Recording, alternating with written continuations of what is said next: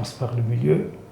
Quel conseil pourriez-vous donner à un jeune réalisateur? Être réalisateur, il faut être capable de douter de soi. Le doute est quelque chose de très important dans ce métier. Il faut douter de ce qu'on pense, de ce qu'on a envie de faire. Mais ce doute n'est possible que si on a une conviction profonde de ce qu'on fait, de ce qu'on a envie de faire. Voilà mon conseil. Et être persévérant, c'est important. Pouvez-vous nous pitcher votre film? Black Tea, c'est l'histoire de Aya, une jeune ivoirienne qui a à peine 30 ans, qui dit non le jour de son mariage et elle s'en va. On la retrouve en Chine, elle travaille, elle parle très bien chinois. Elle rencontre un homme dans une boutique de thé là où elle travaille et entre les deux, il y a une histoire qui se met en place, une histoire d'amour. Je dirais le film, c'est aussi sur la femme, sur sa beauté, sur la force qu'elle a, mais aussi sur la faiblesse qu'elle a, la fragilité. Donc, Black Tea, c'est une histoire de rencontre. L'humanité, c'est ça. Ce ne sont que des voyages, ce ne sont que des rencontres. Et là, il y a une rencontre qui se passe aujourd'hui entre l'Afrique et l'Asie. Et cette donnée nouvelle dans le monde que nous voulons dessiner est une donnée très importante à prendre en compte. Pourquoi continuons-nous à faire des films aujourd'hui? D'abord, le rôle d'un artiste dans toute société est de raconter le monde qui l'entoure. Le film peut être dramatique, peut être dur, mais dans ça, il faut qu'il y ait une étoile qui montre que l'humanité est capable. Parce qu'aujourd'hui, effectivement, nous vivons dans un monde perturbé, un monde difficile. Mais je dirais très vite en passant que le monde, il a souvent été perturbé et difficile. Sauf qu'on s'en rend compte peut-être un peu plus aujourd'hui. Ça, c'est une donnée à prendre en compte. Je pense que c'est une responsabilité citoyenne quand on est artiste. L'artiste se doit de faire des films, comme l'instituteur se doit d'enseigner, d'aller à l'école. Voilà, tout ce qui est transmission, tout ce qui est espoir est très important. Qu'est-ce qui est le plus difficile et le plus enrichissant dans le métier de réalisateur? Bon, le plus difficile, ça peut étonner, mais pour moi, c'est vraiment faire un film. Il faut faire semblant qu'on sait tout et qu'on maîtrise, voilà, alors qu'on ne sait pas tout, alors qu'on ne maîtrise pas. Pour moi, ça, c'est difficile. Un plateau n'est pas un moment très agréable, en tout cas dans mon cas, je sais que certains l'aiment aussi, mais le plus enrichissant, finalement, c'est qu'on n'est pas seul. Un film est fait d'envie de beaucoup de gens. Celui qui place la lumière pour éclairer à un moment donné, qui doute de sa lumière, qui recule, qui le place, qui fait des choses comme ça. Il y a un perchman qui reste pendant presque parfois 10 minutes et qui tient, voilà. Et moi, je sens ces choses-là, je sens des vibrations comme ça. Donc, tout ça est très enrichissant. Donc, je dirais que c'est la collectivité, finalement.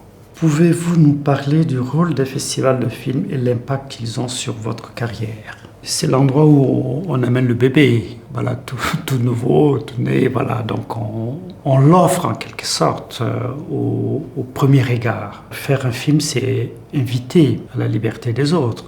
Donc on est confronté à leur liberté, on est confronté parfois à un palmarès et qu'on n'obtient pas. Et d'ailleurs, ce palmarès ne définit pas forcément les choses comme, voilà, ce sont des avis. Mais il reste important dans un festival. Je dirais vraiment, j'ai beaucoup de chance parce que mon premier film de fin d'études, Le Jeu, était à Cannes il y a très longtemps. Vous savez, Cannes est un festival important. Quand on est jeune cinéaste, c'est un rêve lointain en fait. Et mon deuxième film aussi, de moyen métrage Octobre, était à un certain regard. Et voilà, donc j'ai eu cette chance d'être projeté. Ça m'a lancé en quelque sorte, voilà, parce que ça montre aussi que ce que je fais a du sens, intéresse les autres et que je pouvais continuer. Et c'est d'ailleurs ce festival qui m'a permis, et je suis heureux de le citer, Gilles Jacob à l'époque était le président du festival. C'est lui qui m'a dit, mais il faut que vous faites des films. Faites des films, c'est important et restez en France parce que vous pouvez le faire en France, etc. Donc grâce à Gilles Jacob et au cinéma, donc je suis resté jusqu'au jour où j'ai décidé de retourner en Mauritanie, où je vis actuellement. Quelle est votre partie préférée du processus de création cinématographique? Ça, c'est très simple. C'est le montage. Le montage est la partie la plus importante pour moi. C'est un processus où, effectivement, je ne dépends pas de beaucoup de gens. Je dépends d'une personne à côté. Donc, il y a comme ça la construction réelle, quelque part, de ce grand souffle qu'est un film.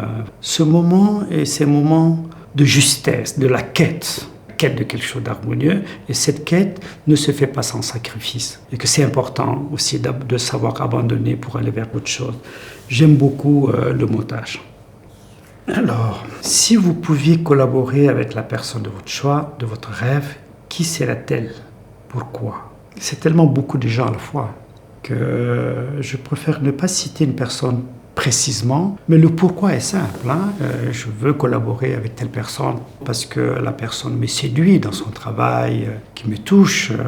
Je crois aussi on choisit souvent les gens parce qu'ils ont quelque chose qu'on n'a pas, ou on a quelque chose qu'ils n'ont pas aussi et qu'on veut aussi. Le choix, c'est la quête d'améliorer les choses. Et voilà. Quel film, quelle rencontre, expérience vous a donné envie de faire du cinéma?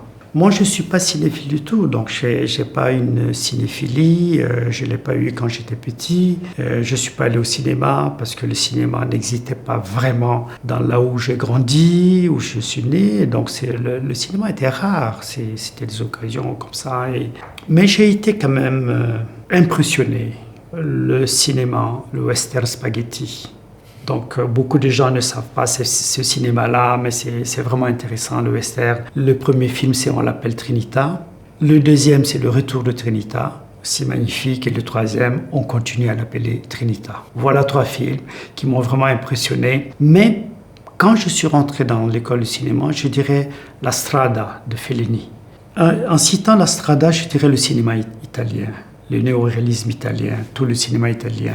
De Sica, Visconti, Pasolini, voilà, tout ce, Antonioni aussi. C'est la plus grande cinématographie que j'ai vue lorsque j'ai commencé à étudier. Et donc, ça a été quelque chose de très important. Et je me dis, mais moi qui viens d'Afrique, je peux faire des films aussi parce qu'ils ont occupé la rue pour faire le cinéma. Ça, je trouve ça magnifique.